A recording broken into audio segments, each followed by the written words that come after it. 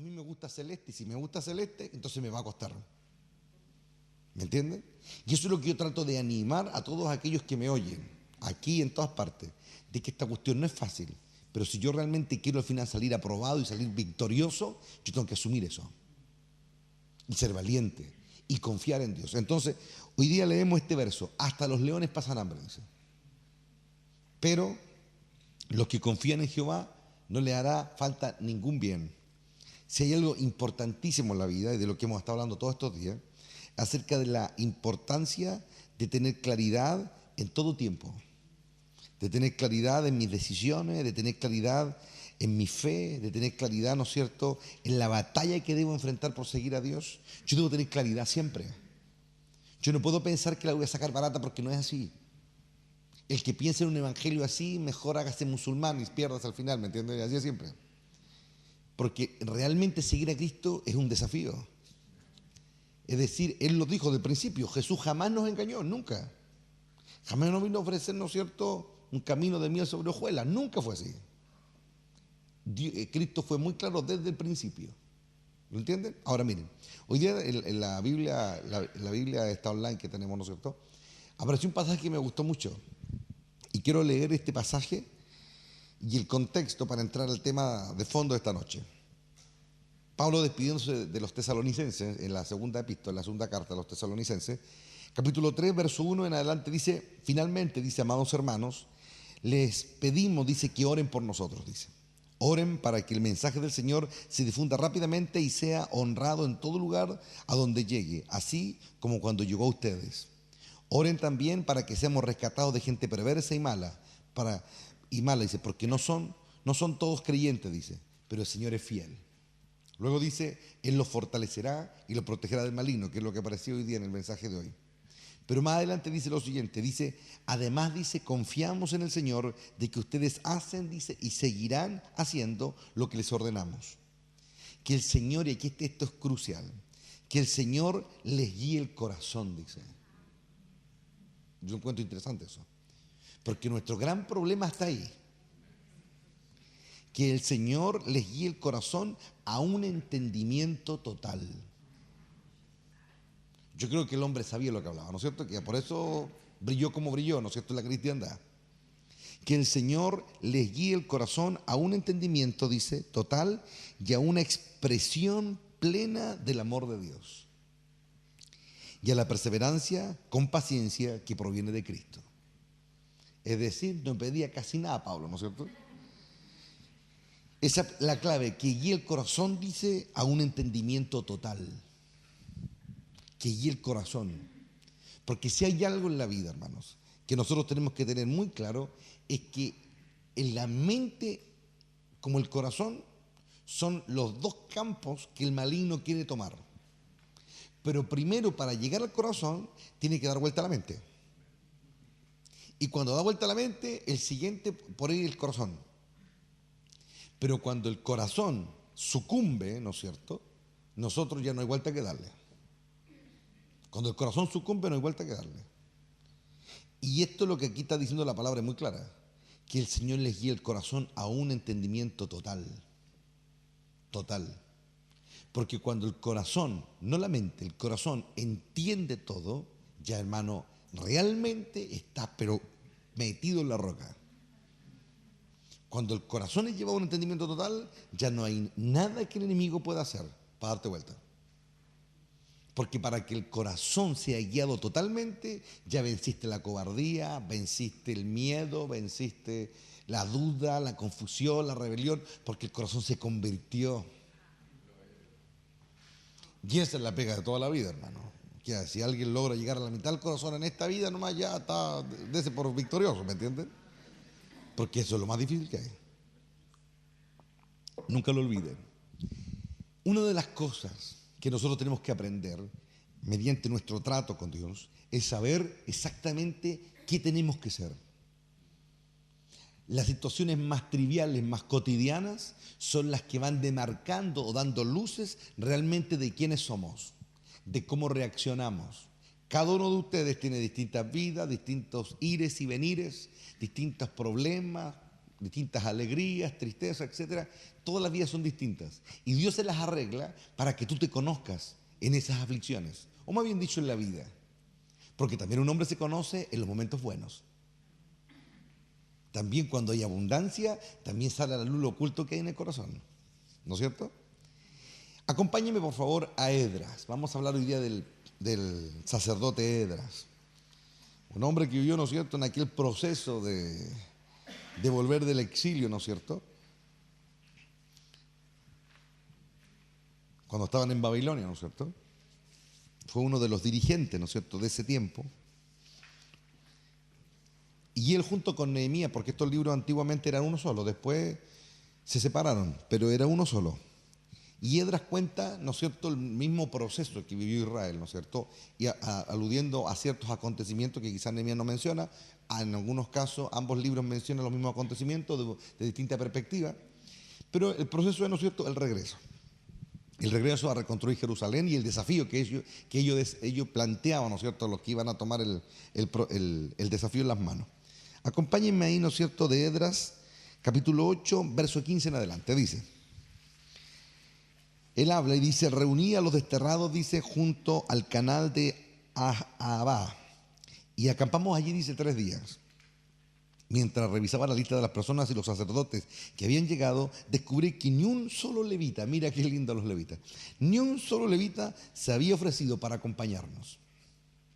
Entonces dice, mandé a llamar a Eleazar, Ariel, Semaías, el Natán, Jarib, el Natán, otro el Natán, Zacarías y Mesulam, los cuales, dice, eran jefes del pueblo. También mandé a llamar a Joiarib y el Natán, dice, quienes eran hombres con discernimiento. Los envié a ver a Ido, dice, el líder de los levitas, dice, de Casifia, para pedirle a él y a sus parientes y a los sirvientes del templo que nos enviaran ministros, dice, para el templo de Dios en Jerusalén. Como la bondadosa mano, dice, de nuestro Dios estaba con nosotros, nos enviaron, dice, un hombre llamado Serebías, junto con 18 de sus hijos y hermanos. Serebías era un sagaz, dice, mira qué interesante esto. Serebías era un sagaz, un descendiente de Mali, quien era un descendiente de Leví, hijo de Israel. Luego dice, también enviaron, dice, a Asabías, junto con Jesaías de los descendientes de Merari, a 20 de sus hijos y hermanos, y a 220 sirvientes del templo. Los sirvientes del templo, dice, un grupo de trabajadores instituido originalmente por el rey David y sus funcionarios, eran ayudantes de los levitas. Todos estaban registrados por nombre. Allí, dice, junto al canal de Ahava, di órdenes de que todos ayunáramos y nos humilláramos ante nuestro Dios, dice. En oración le pedimos a Dios que nos diera un buen viaje y nos protegiera en el camino, tanto a nosotros como a nuestros hijos y a nuestros bienes. Y aquí miren lo que dice este hombre. Aquí está la clave de lo que quiero compartir esta noche. Todo esto lo hizo por una razón. Pues me dio vergüenza de pedirle al rey soldados y jinetes. Repito, pues me dio vergüenza pedirle al rey soldados y jinetes que nos acompañaran y nos protegieran de los enemigos durante el viaje. Después de todo, dice él, ya le habíamos dicho al rey que la mano protectora de nuestro Dios está sobre todos los que lo adoran, pero su enojo feroz se desata contra quienes lo abandonan.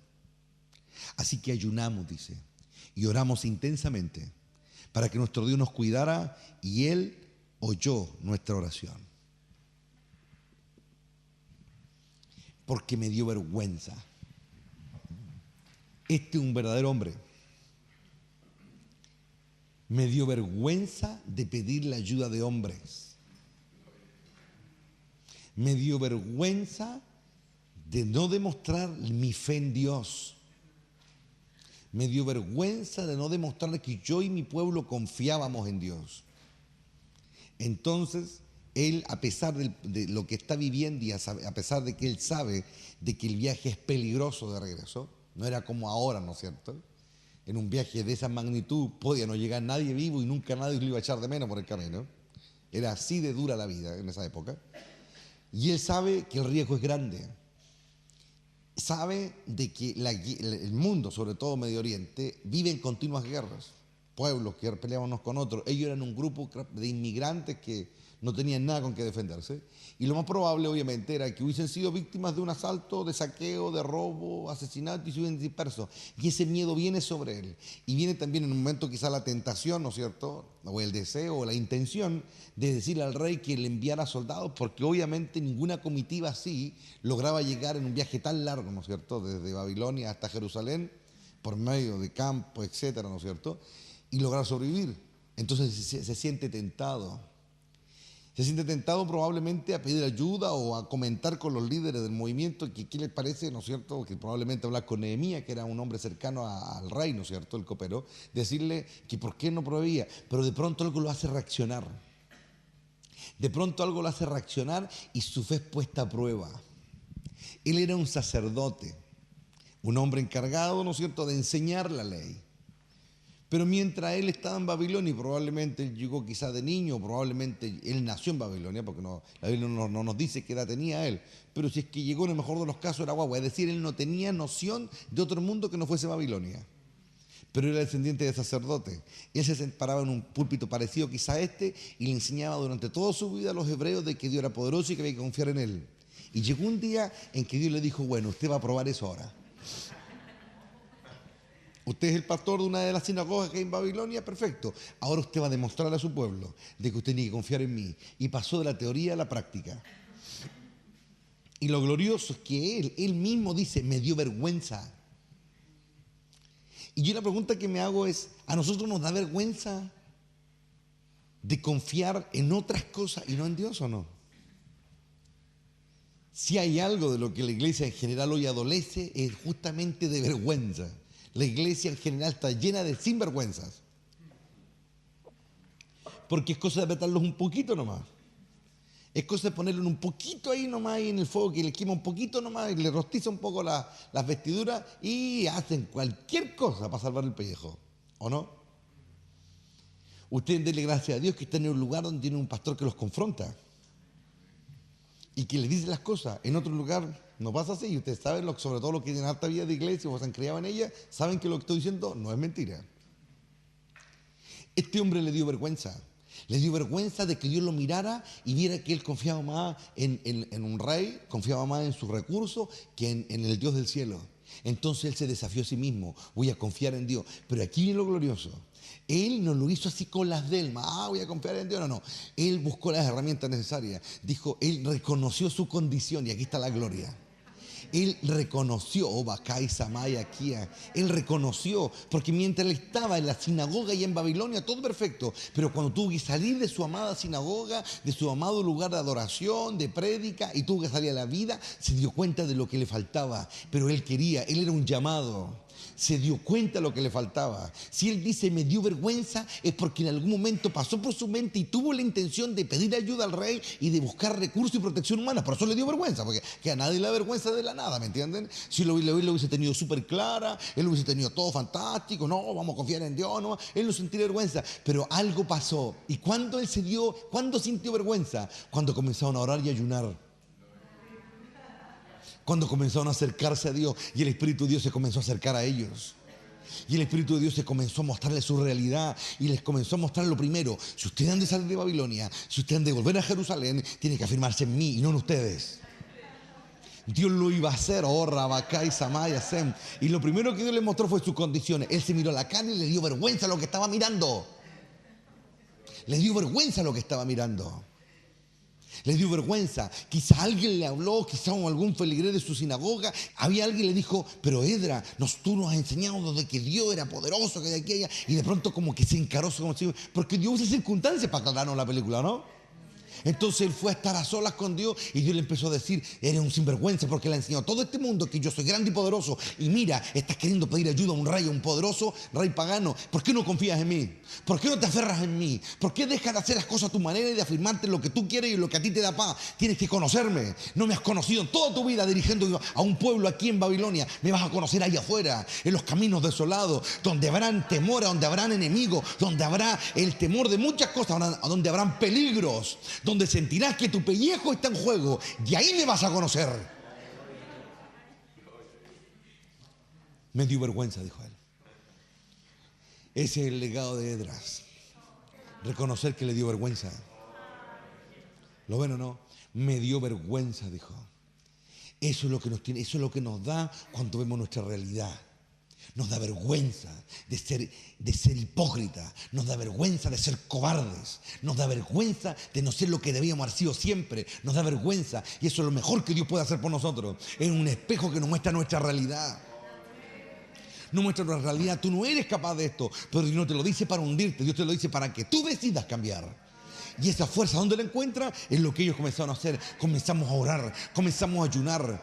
Ya era más que simplemente en predicar y hablar. No, ahora se metieron a buscar el reino de Dios y su justicia.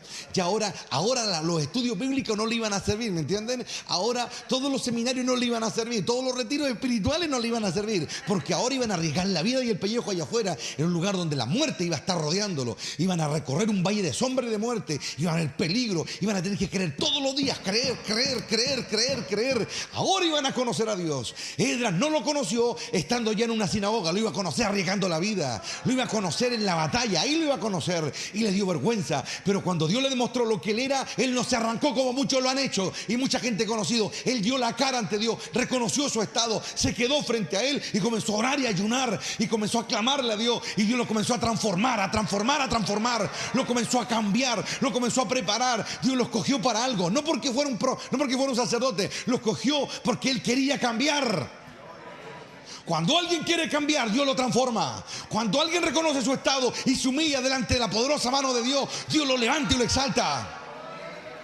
Cuando alguien le dice a Dios, abre mi entendimiento a un conocimiento pleno de quién eres, de tu grandeza, de tu poder, de tu fuerza, nadie va a conocer la gloria de Dios, el poder de Dios, la fuerza de Dios, si no lo pone a prueba en el campo de batalla.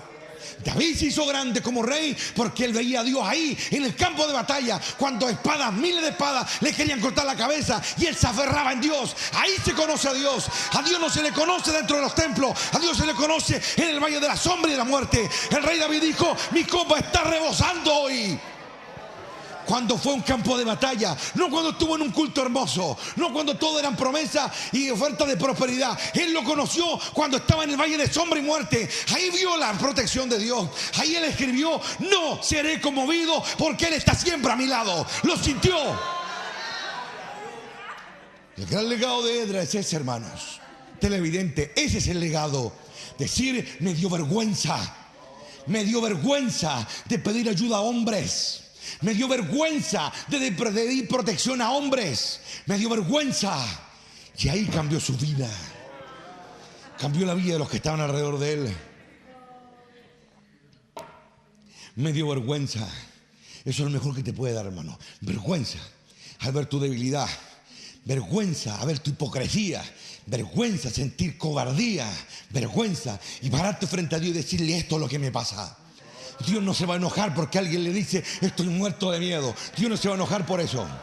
Dios no se va a enojar porque alguien se pare frente a él y le diga, fui un hipócrita toda mi vida. No, Dios no se va a enojar porque Dios sabía eso de antemano. Antes que tú o yo o cualquiera lo viera, Él ya lo veía. La victoria de Dios, que tú vayas y se lo digas a Él, delante de Él. Me dio vergüenza de reconocer ahora, pero lo reconozco. Esto es lo que soy. Pero tú eres poderoso para cambiar mi suerte. Tú eres poderoso para cambiar mi vida. Tú eres poderoso para levantarme del pozo cenagoso. Tú eres poderoso para convertir a un débil en alguien fuerte. Tú eres poderoso para cambiar la oscuridad en luz admirable. Tú eres poderoso para quitarme la lepra y convertirme en alguien genuino. Eso cambia la vida, hermano. Me dio vergüenza, dijo él. Y fue y le pidió perdón a Dios. Pero también reconoció que no tenía la fe para hacer eso. No tenía la fuerza espiritual para lograrlo. Entonces se puso a ayunar y orar. Y toda su congregación y los santos que estaban ahí y el pueblo que estaba decidido a ir, estaba tan deteriorado el liderazgo espiritual de Israel en ese momento, que cuando se reúnen los que han de volver, no apareció ni un levita, ni uno.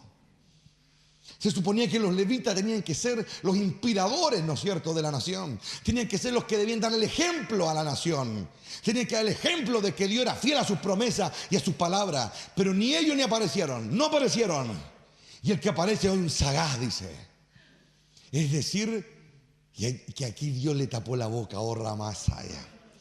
Porque Dios mira la grandeza del Padre. Edra le dio vergüenza de ver cómo su corazón tenía esa inclinación a confiar en la protección de hombres. Y se dio cuenta. Entonces, él le dice, Señor, no tengo que confiar en hombres, tengo que confiar en ti. Perfecto, dice Dios. Pero Dios, en su conciencia, se da cuenta que todavía le falta ver algo más. Y es qué cosa, que él todavía anda buscando a los levitas.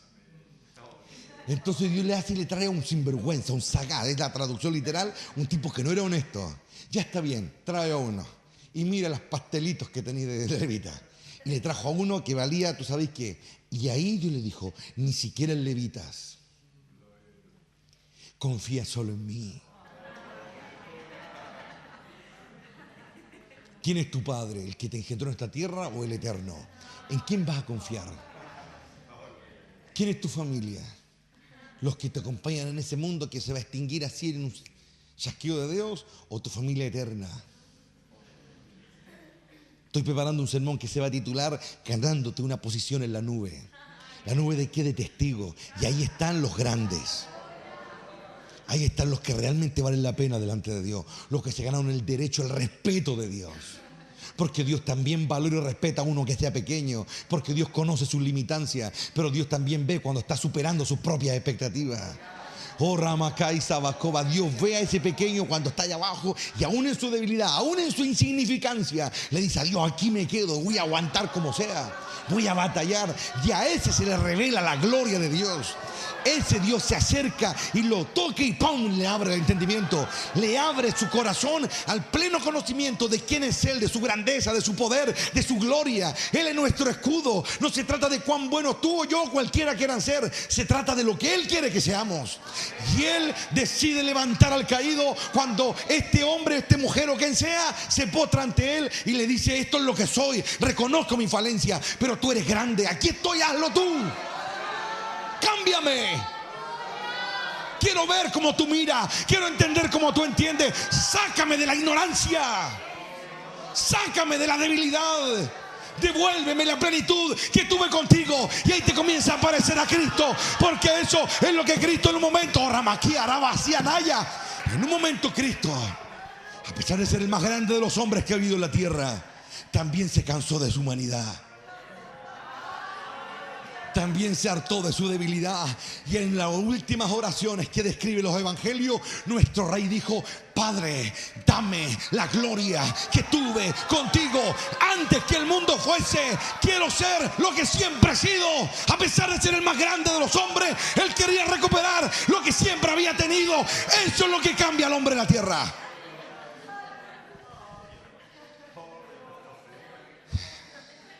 Cuando me da vergüenza, como a Edras, es porque ya me cansé de quién soy. Yo me cansé de quién soy. Ni quiero ser otra persona. Me harté de ser ese fracasado que no va a ningún lado. Me harté de ser ese cobarde que le tiene miedo a todo, hasta a la mujer. Me cansé de ser ese manipulado por todo lo que me rodea. ¿Lo ven? La Biblia dice que el anhelo de Dios es que los que han de seguirlo sean más que vencedores, más que uno que triunfa. Y el más que vencedor es aquel que venció al que está al frente y se venció a sí mismo. Es más que un vencedor. Y cuando lo logra, como cuando dice Pablo a los tesalonicenses en la segunda epístola, capítulo 3, verso 5, y les dice, yo ruego a Dios para que le abra el corazón a un pleno entendimiento de su voluntad, de su deseo, de su anhelo. Entonces la vida cambia en el corazón de aquellos que anhelan eso de arriba. Cuando Edras se dio cuenta de lo que lo avergonzaba, no se dio cuenta hasta que fue puesto en entredicho. No se dio cuenta hasta que llegó la adversidad. No se dio cuenta. No se dio cuenta. ¿Lo pueden ver o no? Iba a caminar al lado de un hombre como Nehemías, no. Nehemías era bravo.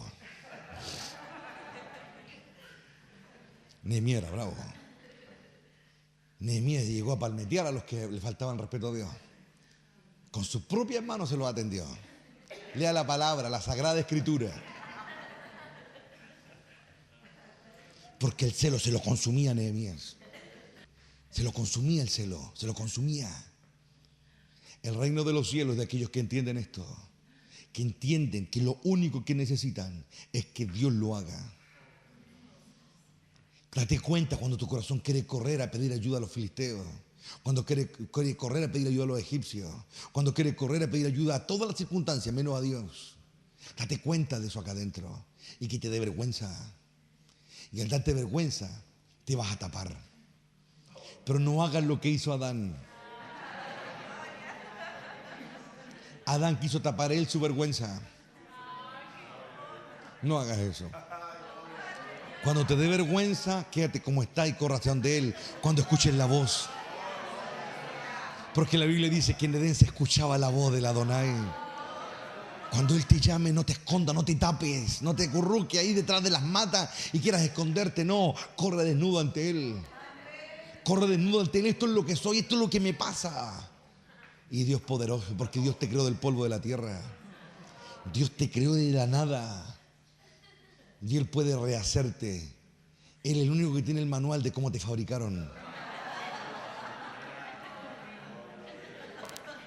Tú y yo somos su creación, somos invención de Dios. Él nos pensó, nos amó, nos desarrolló y nos creó. Él sabe cómo llegar a donde tú no sabes llegar. Tú has tratado de arreglar tu corazón hartas veces y te sale todo para atrás, para atrás, para atrás, para atrás, porque lo estás haciendo tú. Pero cuando aparece el que realmente construyó todas las cosas, tu intento fallido ahí como aquel que quiere ser un relojero suizo y ahí da jugo nomás con la lupa y las pinzas. Deja que llegue aquel que creó todas las cosas, que te creó por dentro, sabe cómo, dónde tocar, sabe qué piezas mover. Deja que lo haga Él, deja de hacerlo tú. ¿Cómo lo logras? Orando y ayunando, estando en su presencia, y no te das ni cuenta cuando Él comienza a cambiarte. Comienza a cambiarte. Muchos, cuando Dios les manifiesta su debilidad, les da terror y arrancan. Pero cuando Dios le manifestó a David su debilidad, Él no arrancó, Él se quedó ahí. Porque Él conocía, tenía revelada la paternidad de Dios. Hay mucha gente que llama a Dios Padre, pero no lo sienten como un padre. Es una tremenda diferencia. Los llaman protector, pero no sienten que sea su protector. Los llaman castillo fuerte y ni siquiera han visto ese castillo. ¿Y en qué se nota? Justamente en las pruebas. Justamente cuando eres probado, cuando eres presionado por alguna angustia, por alguna desesperación, por alguna tiniebla que te asedia. De ahí se nota como muchos nunca le conocieron. Nunca. Dios se revela a nosotros porque Él quiere que salgas de esa oscuridad. Dios quiere que tú sientas su poderío. Pero Dios no te lo va a dar si tú no te quebrantas primero. Dios quiere que tú sientas tu debilidad, que no eres capaz de arreglar las cosas. Que no eres capaz de arreglarlo. Entonces, cuando tú te rindes. ¿Qué le pasó a Jairo? Jairo también era un líder de una sinagoga, en otro tiempo, en otra época, pero en la misma historia. ¿Y qué ocurrió? Llegó la aflicción a su casa. De pronto, de un día para otro, su hija se enferma y se muere. Y todos los que lo habían escuchado predicar durante toda la vida, el principal de la sinagoga, el que le daba lecciones espirituales a los demás, vieron toda su congregación como se desmoronó, se cayó a pedazos.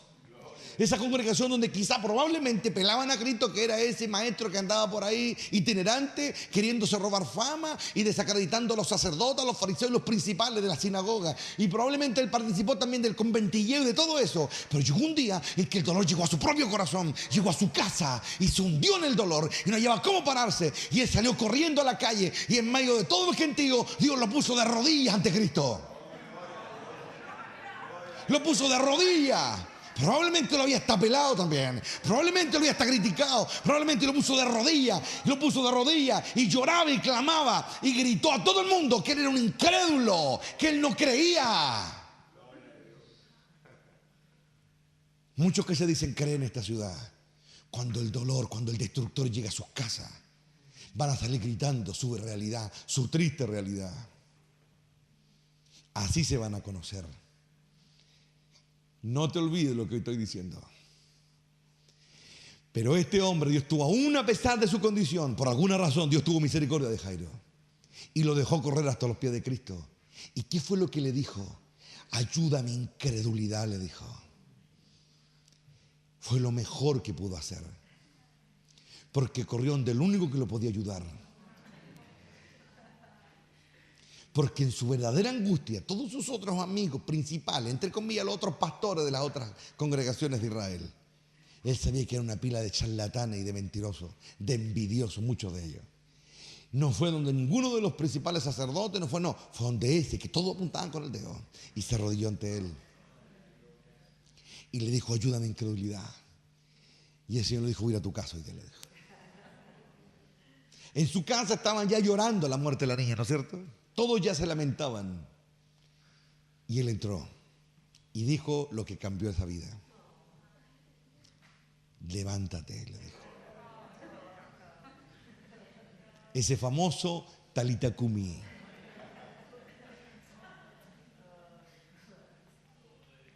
Así le conoce a Dios, así conoce su poder. Cuando el dolor llega a tu casa, a tu corazón.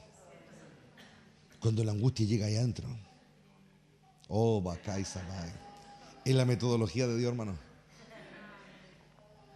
Dios sabe en su infinita sabiduría que ese es el único camino a seguir. ¿Saben quién es el que mejor conoce a Dios en todo este universo? El Hijo. No hay nadie, definitivamente nadie, ni en los cielos, ni en la tierra, ni menos debajo de la tierra, que conozca mejor a Dios que el Hijo. Es más, el Hijo tiene un título único, solamente Él lo puede dar a conocer. Y si nuestro Rey se parara aquí y le pudiera hacer una pregunta, hazle la mejor pregunta que puedas. ¿Cuándo lo conociste mejor al Padre? Y Él te va a decir, sin lugar a equivocarme, cuando mejor lo conocí fue cuando llevaba la cruz. Porque antes estuve a su lado, pero fue en esa cruz, en ese calvario, que los conocí realmente. Y llegamos a ser uno. Porque Él estuvo conmigo en mi dolor. Fue el último que estuvo conmigo hasta que me quedé solo. Y en esa soledad descubrí que nada me puede separar. ¿Cómo Pablo llega a entender que nada lo puede separar? Cuando recibió un sinnúmero de golpes. Cuando se recibió un sinnúmero de tironeos por parte de las tinieblas para separarlo de Dios. Y él llega a una conclusión, a mí nada ni nadie. Oh, Rabaisaquía, Rabasai. En la gloria de Dios, Melissa, a mí nada ni nadie me va a separar. Eso hay que vivirlo, hermano. Eso no se aprende, hay que vivirlo. Y cuando tú has recibido ese tironeo por parte del infierno de separarte de Dios y no lo logran, es cuando tú realmente ya fuiste uno con Él. En el proceso te va a dar vergüenza, porque vas a ver muchas cosas que no están bien. Pero cuando tú las veas, glorifica a Dios, porque es una puerta que puedes cerrar.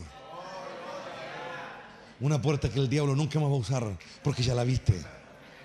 En medio de la oscuridad ya viste la grieta y ahora puedes taparla. Oh, Ramacay, Sabaya, Coba. El reino de los cielos es de aquellos que entienden lo que está pasando ahora, lo que está pasando en cada vida, lo que están viviendo. Date cuenta que cuando todo se oscurece, Dios te dice, mira las grietas y ciérralas. Oh, Rabaquía, Samay. Dios le dijo a Noé, calafatea bien el arca. Oh, la gloria. Calafatea bien el arca, por dentro y por fuera. Calafateala bien. Yo te pregunto, ¿acaso Dios no iba a necesitar que este inexperto que ni siquiera sabía que existía mar, ¿me entienden? Podía calafatearlo bien? No, yo estoy diciendo otra cosa. De que esa barca no se rompiera en medio de ese cataclismo no dependió de la edificación de Noé. Eso fue algo que Dios diseñó. Dios le apretó el arca y no se abrió ni se partió. Pero Dios le está enseñando algo a Noé. Tienes que calafatear bien tu vida, por dentro y por fuera, para que cuando venga el cataclismo sobre la tierra, nada te haga daño, que nada te toque, que nada te separe de mí, que nada te aniquile en esta tierra. En medio de estas aflicciones duras y perversas, la maldad está aumentando en la tierra. Y es cuando los creyentes tienen que entender que ahora es la oportunidad que están recibiendo de Dios, la claridad que están recibiendo del Padre para poder vencer al maligno, poder vencer al enemigo. Y como dice Pablo en la carta a los Efesios capítulo 6, y después de haber acabado, oh gloria, después de llegar a ese momento en que diga, fue hecho, consumado es, pueda seguir firme contra las acechanzas del enemigo. Si lo logras ver, vas a saber por qué estás ayunando. Vas a ver por qué vas a comenzar a clamar, oh Rabacay, Sabacoba, Ribanaya. Vas a ver que Dios por algo hizo las cosas. Ahora le hablo a algunos que no voy a avergonzar, pero le digo, calafatea bien tu vida, por dentro y por fuera, calafateala bien, calafateala bien, porque cuando venga la prueba sobre el mundo entero, las arcas que no están bien calafateadas por dentro y por fuera, sí, Padre, por dentro y por fuera, no van a lograrlo. Dios dice en su palabra, mi arca está calafateada con oro por dentro y por fuera. En otras palabras, yo soy santo por dentro y por fuera. Estoy recubierto de oro por dentro y por fuera. Por eso soy el Todopoderoso, el gran yo soy. Nada ni nadie me puede vencer. Soy el alto y sublime. Y ese es tu desafío en esta noche. De los que quieran alcanzar esa altura, clámale a Dios. Que no sea esto un sermón más, sino una pieza en tu arca. Un argumento para que estés completo. Dios está calafateado por dentro y por fuera, de santidad absoluta. Él es el santo de los santos. Pero eso no se nace así, eso se logra. Todo lo que Dios tiene lo logró, lo alcanzó.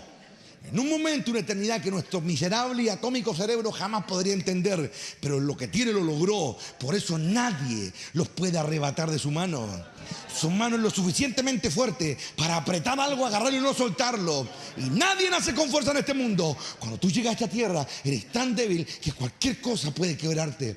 Pero te hace fuerte a medida que vas viviendo. Te vas sacando fuerza a medida que vas creciendo. Tú decides lo que vas a hacer.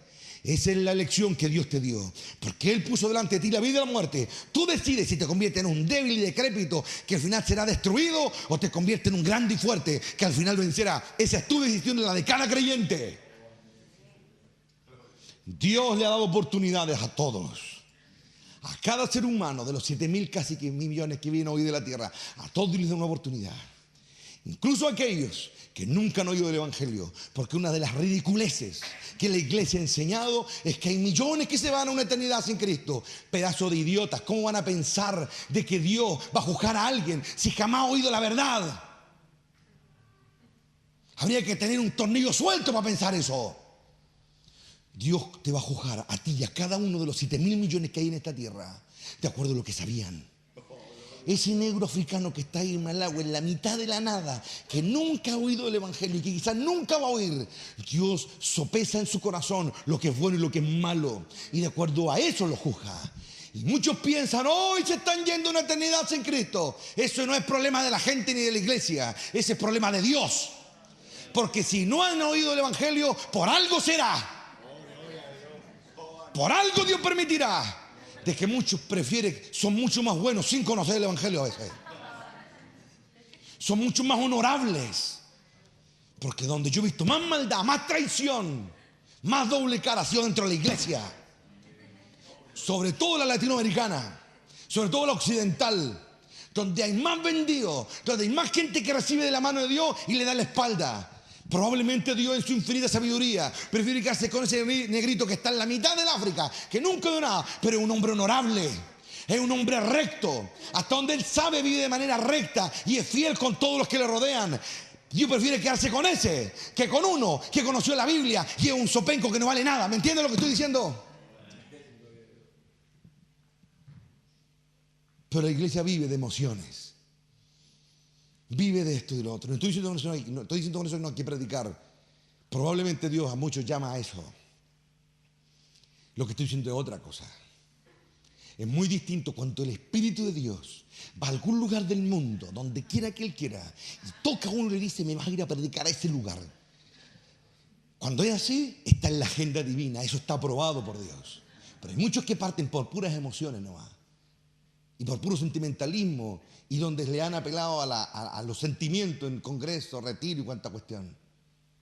Por eso el 90 y tanto por ciento de los que están a las misiones, a muchos de estas se convierten en las religiones paganas ya, por hermano. Pero eso no lo cuentan. Cuando Dios llama, Dios respalda. Cuando Dios llama, Dios defiende. Cuando Dios es el que envía, realmente, aunque te manda la boca al infierno, si el que envía es Él da la cara.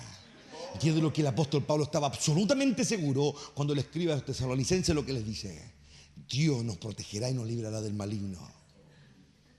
Ahí está la diferencia. ¿Lo pueden ver? El reino de los cielos es así, hermano. No es como lo pintan. No es azul. Esa es una visión muy humana. El cielo tiene colores que el hombre jamás ha conocido.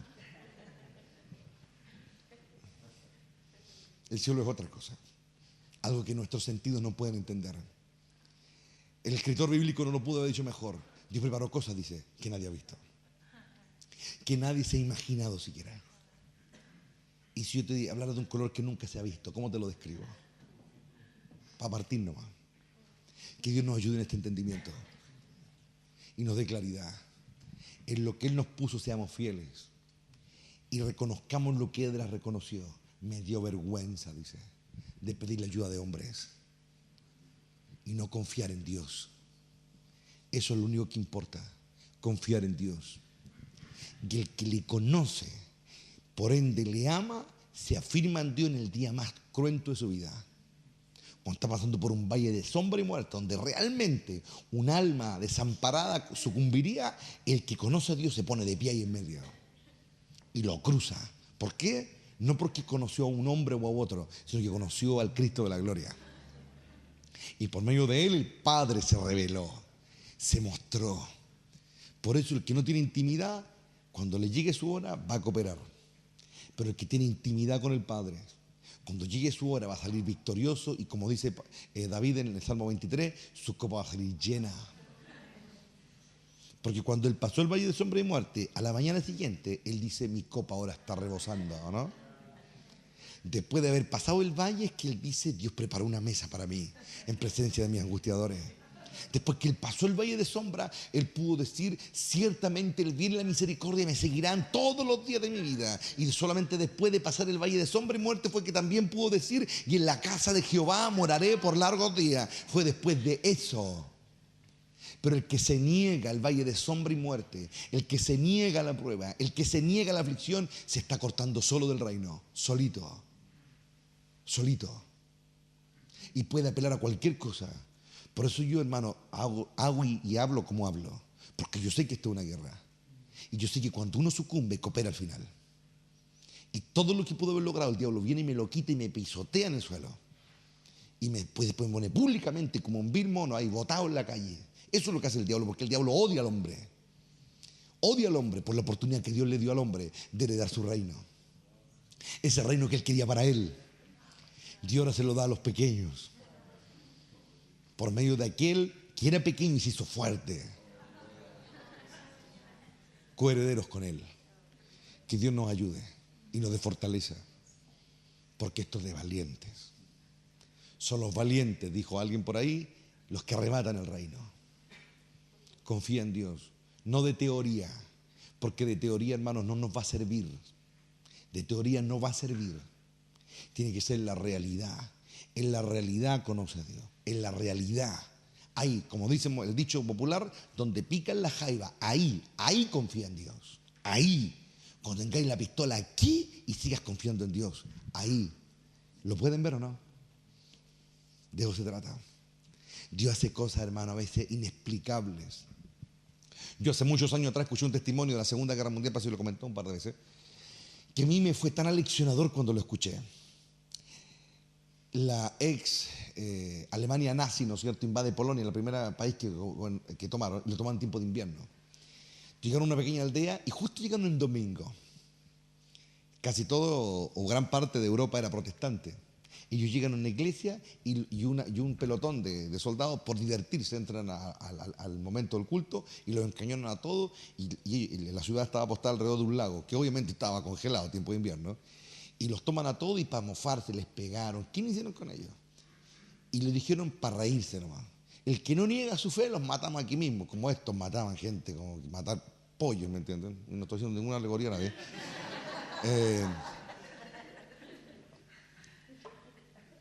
Muchos ya ni siquiera los estaban encañonando cuando ellos estaban negando su fe. Ya, ¿no? Pero lo más anecdótico fue de que cuando ya lo llevaban al lago, ya para en el fondo, lo iban a desnudar y la forma de matarlo era que se metieran al lago desnudo para morir de hipotermia. Y ellos muertos de la risa, se reían, se mofaban los soldados, etc. Y cuando los hacen desnudarse, para humillarlos nomás, y comienzan a meterse al agua, uno, no recuerdo si fue el pastor o uno de los diáconos de la iglesia, salió gritando, sintió el agua y nomás el agua la entrada, sintió el agua de la gélida y salió corriendo para atrás, negándolo todo así, pero así, un vil cobarde más, hermano. Yo cuando leí esa cuestión pensé que lo veía, hermano. Fue algo como que Dios me lo dejó grabado así en la retina. Pero Dios en esas cosas que Él hace, que uno nunca entiende, Dios que escudriña los corazones. A pesar de que uno ve el pelotón de nazis, ¿no es cierto?, todos endemoniados con casco, ¿no me entienden? Pero Dios vio algo en uno, algo que nadie vio. Y Dios a un soldado le abrió los ojos en medio de lo que están haciendo. Y el soldado vio el lago y vio la gloria de Dios sobre el lago. Y vio cómo iban muriendo los santos y las almas iban entrando a la gloria. Y él lo vio. Y cuando él vio eso, se empezó a sacar la ropa, botó su fusil, se sacó la ropa, el casco, se desnudó y pasó por el lado del otro y le dijo: lo que tú votaste, yo lo tomo, le dijo. Y él murió con los santos. Mira, los caminos de Dios son insondables. Y yo me hago una sola pregunta: ¿qué vio Dios en ese soldado? Un tipo que venía con los malos, ¿me entienden? ¿Qué vio Dios en él? ¿Saben qué? Valentía. Ese tipo era un malo de arriba abajo. Quizá cuánta gente mató por deporte. Pero Dios vio en él madera, ¿me entienden? Vio que era valiente, que no estaba dispuesto a morir por su fe. Entonces Dios le dio un instante de gracia. Un instante. Esto soy yo, le dijo. Pero hay que morir para alcanzarme. Y el soldado alemán dijo: yo lo tomo, dijo. Y se fue firme a la muerte, sin titubear. A los minutos ya estaba muerto por la hipotermia. Y entró a la gloria así, así. Lo que el otro cobarde que calentó la banca durante años en esa iglesia se fue al infierno porque lo desechó. Y un soldado que creyó en un instante entró así, pagó el precio. Cuando yo lo escuché a un pastor hace muchos años atrás, ese testimonio, yo dije: yo jamás voy a venderme por nada. Muero en mi ley, pero jamás me echo para atrás. Y no digo que no he sentido miedo, obvio que he sentido miedo en algunos momentos, pero en ese momento me fortalezco en Él. Y le digo: Señor, mi fuerza está en las rodillas, y ahí voy a clamar, y clamo, y clamo, y clamo. Y Dios me devuelve mi valentía. La valentía que se me desgasta con la adversidad, me la vuelve a renovar. Porque Él hace fuerte al que reconoce su debilidad. Esta cuestión no es fácil, pero si tú te aferras de Dios, Dios lo hace, como lo hizo en ese soldado. Dios nos abre los ojos y nos deja ver la gloria de Dios. ¿Lo ven o no? De eso se trata. De eso se trata. Y eso es lo que yo he aprendido. No ando siguiendo a hombres. Y como muchos piensan afuera que aquí me siguen a mí, qué graso error. Si me siguieran a mí estarían muertos hace rato ya. Para estar aquí, a los que vienen afuera, para estar en esta iglesia, hay que seguir a Dios definitivamente. No tenga miedo, puede decir amén nomás sin problema. Porque esa es mi gloria delante de mi Padre. Que los que están aquí realmente lo sigan a Él, no a mí. Pero los que critican de afuera y tiran piedra de lejos, la envidia que se los come. Porque no serían capaces ni en mil años de hacer lo que hemos hecho nosotros. Porque ellos quieren la fama para ellos, quieren la gloria para ellos. Lo mismo que patrocinaba la envidia de los fariseos, de los sacerdotes, que se los comía la envidia viva, porque ellos no eran capaces ni el 1% de lo que Cristo hacía. Entonces, ¿cuál es la mejor opción? Hacerle la guerra, tirarle piedra. Y finalmente lo mataron. Pero no lo mataron porque ella encima fuerte. Cristo murió por otra razón. ¿Lo ven o no? Entonces, fortaleceos en el Señor. Esa es la clave que Pablo nos da. Fortaleceos en Él, decía, con toda oración y súplica. Ahí nace la fuerza, ahí nace el valor, ahí nace la tenacidad, ahí nace la verdadera fidelidad. En las rodillas clamando a un Dios vivo. Y Dios le abre el entendimiento a uno. ¿Lo ven? Ese soldado fue un instante que vio. Y él escogió. Porque él no quedó exento del miedo a la muerte. Ojo, él no queda exento del miedo a la muerte. Pero creció su deseo por llegar a ver a ese Dios que estaba contemplando en ese momento. Mira, imagínate semejante vergüenza que se habrá comido ese pobre traidor al ver que un asesino, un tipo que venía con los malos, tomó su lugar y él se la perdió. Eso es el reino. Por eso los cobardes encabezan la lista de los que se van a la segunda muerte en Apocalipsis. La encabezan. Son la peor calaña delante de Dios. Un cobarde, una calaña de ser humano. Por eso es que yo siempre trato de incitarlo a que sean valientes y que se hagan fuertes en el Padre. No le tengan miedo a nada ni a nadie en esta tierra. Teman solo a Dios y a su palabra. John Wesley decía, hablaba de eso hace 300 años atrás. Y decía, no le teman a nada ni a nadie, decía, solo a Dios, decía. Eso es lo que cambia al hombre. ¿Lo ven? Que el Señor nos ayude. Tome la mano de alguien, darle gracias a Dios. Amado Padre, bendito Padre sea tu nombre. Te alabamos, Rey de Gloria, y bendecimos tu nombre porque tú eres fiel. Porque tu palabra, Padre, permanece. Nosotros pasamos, Señor, como la flor de la mañana. En la mañana somos y en la tarde ya no hay nada de nosotros. Pero tu palabra permanece para siempre. Tus decretos son eternos, Rey de Gloria. Tus historias permanecen por la eternidad. Nada puede cambiar lo que tú has dicho y declarado, Padre. Glorifícate en esta hora, Señor. Aviva tu obra en nuestros corazones. Derrama, Padre, lo que el apóstol Pablo enseñó a la iglesia primitiva. Ese espíritu de valentía, ese espíritu de valor, de coraje. Eso que viene del trono de la gracia. Eso que viene del Espíritu Santo, Padre, que inyecta nuestros corazones. Ya no con fuerza humana, sino con las fuerzas que vienen de arriba. Te bendecimos y te glorificamos, Rey, y declaramos, Padre, que en ti y solo en ti no necesitamos más ayuda de nadie. La fuerza, el valor, el coraje, el recurso, la vida, la renovación, el perdón, la gracia y una segunda oportunidad vienen siempre solo de ti, Padre.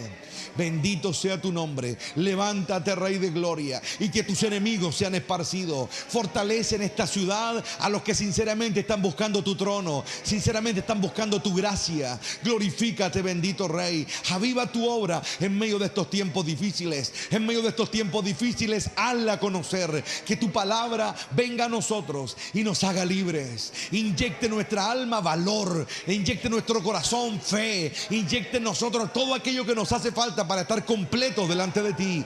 Bendecimos tu nombre. Declaramos que tú eres nuestra roca. Reconocemos nuestras debilidades ante ti, porque tú todo lo sabes y todo lo ves. Pero aquí estamos, Rey de Gloria, para que la gracia tuya nos arrope y nos vista, aleluya, con vestidura de santidad. Glorifícate, amado Rey. Fortalece, Señor, a tu pueblo en su debilidad. Glorifícate en ella, convirtiéndola en una gran fortaleza. Bendito sea tu nombre. Aumenta nuestra fe para desechar toda obra del enemigo y cerrarle toda puerta al diablo y declarar el reino de Dios y su justicia en nuestra mente, en nuestro corazón y en nuestro deseo y voluntad.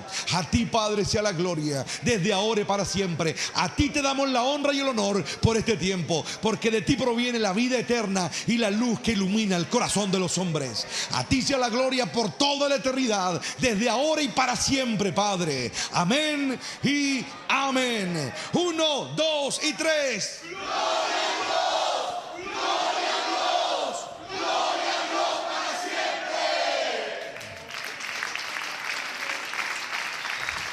Aleluya. para siempre. Busque a alguien, bendíganse unos a otros. Hemos terminado.